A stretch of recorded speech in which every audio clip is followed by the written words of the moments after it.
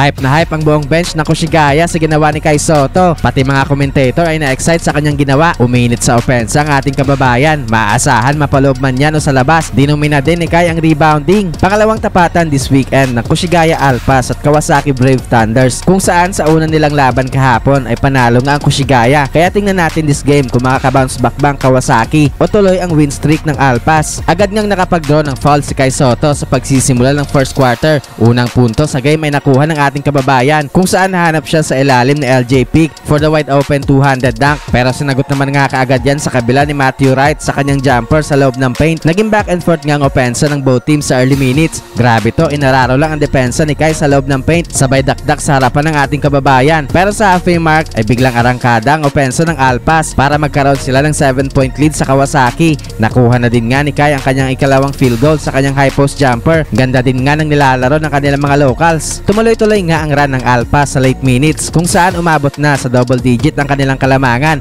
Biglang init na din nga itong outside shooting ni Matsuyama, kung saan nagkaroon ito ng back-to-back 3-pointer. Nakapag-draw nga ulit si Kai ng foul sa 3-minute mark, kung saan ay pasok nga ng ating kababayan ng kanyang dalawang free throws. Naging masipag din nga si Kai sa pagkuha ng rebound this quarter, kung saan nakapagtala agad ito ng 8 rebounds. Mismatch sa ilalim, kung saan natapat nga si Kai kay Matthew Wright. Na foul nga dyan ni Wright si Kai, pero namitis nga niya ang kanyang tira. Pero naipasok naman nga ni Kai Sotto ang kanyang dalawang free throws. Nakaka 8 points na nga so far ang ating kababayan. Lamang ng 12 points ang Alpas, 31-19 and the first frame. Second quarter ay tuloy nga ang mainit na opensa ng Kushigaya. Gandang depensa ni Kai sa ilalim, kung saan nabadag nga dyan ang tira ng import ng Kawasaki. Nakuha na nga ni Kai ang kanyang ikasampung rebound sa 5-minute mark, at agad din naman niya yung sinundan ng isang 3-pointer sa kabila. Nabigyan nga ulit si Kai ng dalawang free throws sa 4-minute mark, at pareho naman nga itong naipasok ng ating kababayan. Umabot na nga sa 20 points ang kalamangan ng Kushigaya sa late minutes, kung saan patuloy nga ang kanilang mainit na shooting sa labas. Grabe to, gandang fake ni Kai sa perimeter, sabay atake sa basket na nagresulta ng kanyang one-handed dunk. Nakapagpasabit pa nga dyan ng foul si Kai Sotto, kung saan hype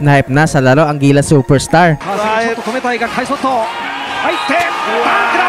Nakapagpabaon pa ng 3 si Kai patapos ang quarter. Tambak malala na nga itong kupunan ni Matthew Wright, 69-34 halftime. Third quarter ay kay Kai Sotto nga kaagad ang unang play ng Kushigaya. Gandang setup sa kanya sa isang alley-oop dunk. Unstoppable pa rin nga itong opensa ng Alpas, kung saan umabot na sa mahigit 30 points ang kanilang kalamangan sa early minutes. Another field goal para kay Kai sa 6-minute mark sa kanyang two-handed dunk. Nakaka 22 points na nga so far ang ating kababayan. Hindi nga makahanap ng spark sa opensa itong Kawasaki, kung saan lagi nga may counter ang Alpas sa kanilang mga small runs. Tambak pa rin nga ang Kawasaki, 87-56 end of third frame. Fourth quarter ay na-maintain nga ng Kushigaya ang kanilang malaking kalamangan, kung saan hindi na nga nakahabol pa sa laro ang Kawasaki. Sa laki na din nga ng lamang ng home team. Nakapag-draw nga ulit si Kai ng foul sa 6-minute mark, pero isang free throw lang nga dyan ang naipasok ni Kai. Another basket para sa ating kababayan sa loob ng paint sa 2-minute mark. Well, panalo nga sa game na ito ang Kushigaya sa likod ng 25 points at 18 rebounds ni Kai Sotto.